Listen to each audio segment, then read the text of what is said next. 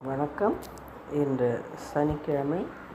திருமாலின் 10 அவதாரங்களின் பெருமைகளும் ஒரே பாசுரத்தில் தோன்றுமாறு திரு இமயவரம்பன் அவர்களால் எழுதப்பட்ட கவிதை உங்களுக்காக பாடல் வடிவில் இதோ.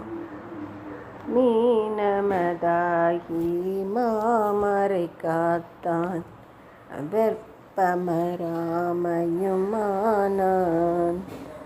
ஏனமதாகி இருநிலம் இடந்தான், எரிவிழி மடங்கலென்றெழுந்தான்.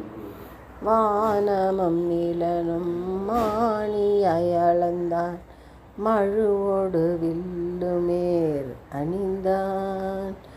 ஆனிரை காத்தான், அடல் பரிய அமர்ந்தான், அருள்மிகு வேங்கடத்து ஹரியே. அருள்மிகு வேங்கடத்து ஹரியே. அருள்மிகு வேங்கடத்தரியே. பாடலை கேட்ட அனைவருக்கும் பெருமாளின் அருள் கிட்டட்டும். நன்றி. வணக்கம்.